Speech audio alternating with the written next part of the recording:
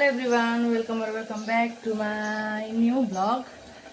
म चाहिँ अहिले खाना पकाउँदैछु, भात र सजना बसाएको छु। अन्त हिजो चाहिँ मलाई वाटरमेलन खानु मन परेको नि त कि, अन्त ल्याएको छु। वाटरमेलन फ्रिजमा हालेको थिएँ कि अहिले पुरा गरमले गर्दा पनि चिसो खानु मलाई चिसो खाएको थिएँ। सर्दी लागिरहेको छ मलाई चाहिँ हो। यतिखेर चाहिँ अब बेसी नुहाएँ पनि हिजो म बेसी नुहाउनु अरे, चिसो छिटो लाग्छ भनेर चाहिँ भन्नुभएको थियो। अन्त जस्तो भनेको त्यस्तै भयो, सर्दी लागेर जस्तो भइरहेको छ हो। अन्त म चाहिँ सजनाको सब्जी पकाउँदैछु। यहाँ चाहिँ मैले दारिम पनि छिटो रेडी गरेको छु।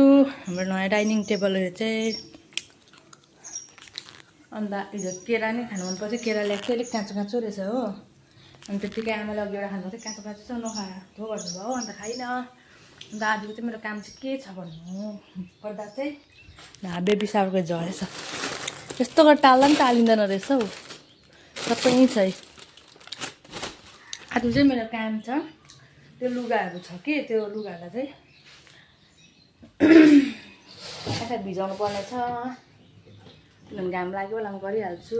अब कतिखेर अब डेट आउन आँट्यो है, कतिखेर हस्पिटल जानुपर्छ थाहै हुँदैन नि त। त्यही भएर चाहिँ कतिवटा लुगाहरू छ हो, यसमा भिजाएर सुकाउँछु। धोएर चाहिँ अस्ति राखेको थिएँ, यसमा चाहिँ धोएको उयो गरेको थिइनँ हो। अन्त आज चाहिँ म त्यही काम गर्छु। हेर्दै लुगा चाहिँ मैले धोएर राखेको थिएँ। अन्त त्यो उयसमा डेटल त होइन, त्यो उयो सेभलन होला, मैले हस्पिटलमा त्यहाँ फार्मेसीबाट किनेको थिएँ। अन्त यसमा नि भिजाउँदा हुन्छ भन्नुभएको थियो। अन्त त्यही भिजाउनु लागि चाहिँ लुगाहरू निकालेको। हुन त नानीको लुगाहरू किनिसकेको छुइनँ हो, एउटा पनि किनेको छुइनँ।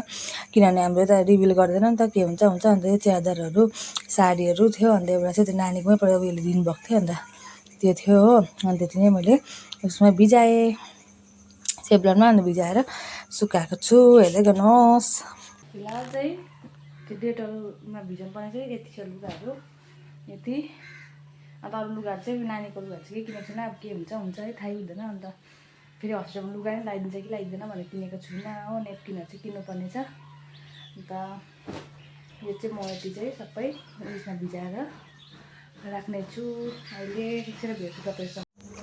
फाइनली म चाहिँ अब लुगा धुनुतिर लागेँ हो। आमासँग बात गर्दै थिएँ, आमा कति हाल्नुपर्ने भन्दै उयो गरिरहेको थिएँ। बस्न कस्तो साह्रो परेर चाहिँ मैले चाहिँ घर बाहिर नै आमालाई बाल्टीमा पानी मागेर बाहिरै बसेको थिएँ सिँढीमा। किनभने अप्ठ्यारो हुन्छ नि त लुगाहरू धुनु। अन्त चाहिँ नानीको हेर्नुहोस् न, नेपकिन कस्तो मजाको मन पऱ्यो भन्दै देखाउँदै थिएँ। अन्त लुगाहरू चाहिँ भटाभट भिजाउँदै थिएँ। अन्त अहिले त काम पनि गर्न सक्दिनँ नि त, पुरा स्याहास्या हुन्छ हो। अब डेट आउन आँटिसक्यो, अर्को महिना हो। त्यही भएर चाहिँ छिटो कामहरू लुगाहरूको चाहिँ उयो गरिहाल्नु। किनभने अब सबैको छिटो हुँदैछ नि त नानीहरू। त्यही भएर म चाहिँ हात पनि सुँग्दै थिएँ, कस्तो नमिठो गनाए जस्तो लाग्यो। डेटल भए त अलिक उयो नै हुन्थ्यो होला कि, सेभलन चाहिँ त्यति राम्रो गनाउँदैन रहेछ। अन्त फेरि कम्ती हुन्छ होला नि, फेरि अलिकति थपेको छु। अन्त यो चाहिँ भिजाएर मैले एकछिन 5-10 मिनट छोडेर चाहिँ त्यहाँबाट मात्रै सुकाएको छु यसलाई। किनभने त्यसको किटाणुहरू मरोस् भनेर। अरू हेर्दै गर्नुहोस्।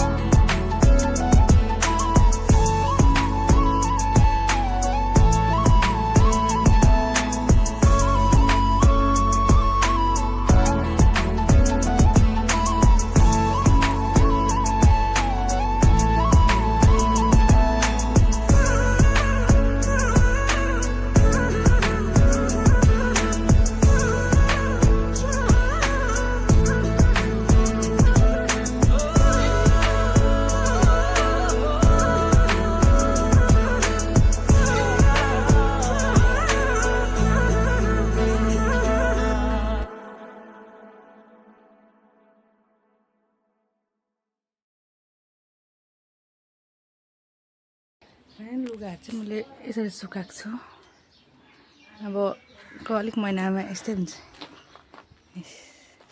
धेरै सुकाएँ लुगाहरू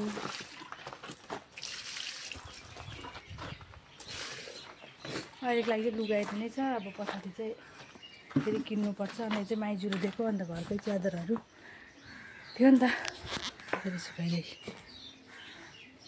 A few moments later. Finally म चाहिँ खाना खानु आँटेको सजना मुलाकात खोर्सानी दही यो चाहिँ माइजूहरू भर्खर ल्याएको झाँतेर कलेजो म चाहिँ खाना खान आँटेको मलाई चाहिँ साह्रै भोक लाग्यो नि त आमाले लेख्न खानुहुन्छ अरे म चाहिँ खाइदिएको अब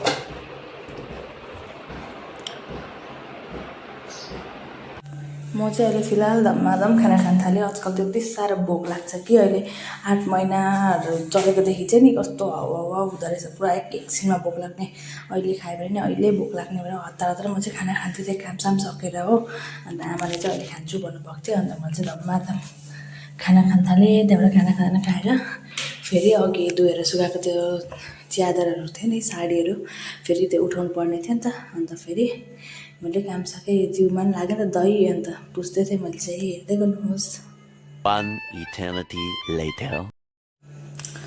अहिले चाहिँ मैले लुगाहरू उठाएर पनि मलाई भुँडी दुखेको जस्तो भयो नि त अनि बसेर भिडियो बनाएँ मैले बोलेको चाहिँ बनाइनँ किनभने के बोल्नु हुन्छ नि त त्यही भएर अन्त मैले चाहिँ दमादम लुगाहरू चाहिँ पट्याउनु थालेँ अब हस्पिटल ब्याग पनि प्याक गर्नुपर्छ कहिले हुन्छ अन्त उताउतै सामसिम जाने नि त अन्त लुगा चाहिँ उताउतै घर जान्छु 22 दिन नपुगी चाहिँ बस्नु हुँदैन अरे माइतमा भनेर चाहिँ भन्नुभएको थियो नि त अन्त उतै जान्छु भनेर चाहिँ अझै लुगाहरू पनि प्याक गर्नुपर्ने थियो मेरो अब उता बस्दा लाउने अन्त म चाहिँ आमालाई पनि लिएर जाने नि त आमा पनि मलाई अब स्याहार्नुको लागि भनेर चाहिँ लुगाहरू चाहिँ थुप्रो प्याक गर्नुपर्ने थियो नि त अहिलेसम्म त गरेको छुइनँ अब के अरे छिटै हस्पिटल जानु पऱ्यो भने त बिजोग हुन्छ अब 1-2 दिनमा चाहिँ म त्यो लुगाहरू सबै घरमा बस्दा लाउने लुगाहरू पनि प्याक गर्छु अन्त हस्पिटल जाने पनि ब्याग रेडी गरिराख्छु भनेर सोचिरहेको थिएँ अन्त त्यो भिडियो पनि म देखाउँछु तपाईँहरूलाई लुगाहरू के उयो गर्नुपर्ने हो नानीको चाहिँ फिलहाल मैले यति मात्रै उयो गरेको थिएँ तपाईँहरूलाई पनि थाहा छ भने चाहिँ मलाई कमेन्ट गरिदिनुहोस् होला के चाहिन्छ नानीलाई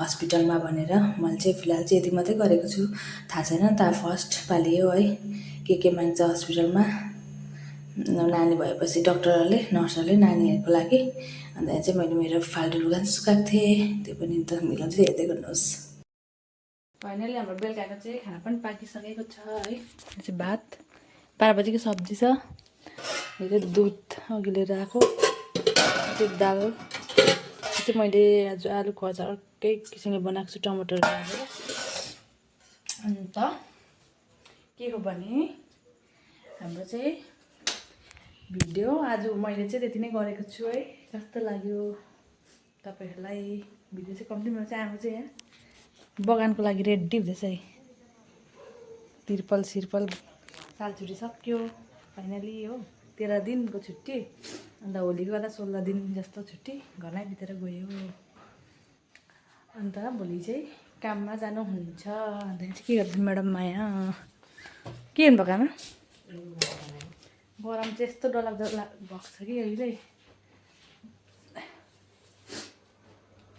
हुन्छ आजको लागि चाहिँ भिडियो यति नै बनाएको छु मैले अब नेक्स्ट भ्लगमा भेट्छु है यो भिडियो चाहिँ कस्तो लाग्यो तपाईँहरूलाई कमेन्ट गरिदिनुहोस् होला अन्त म भोलि अब नेक्स्ट भिडियोमा भेट्छु म दिनभरि चाहिँ केही गरिदिन्छु त्यति नै हो है दिनभरिको भिडियो हुन्छ बाई बाई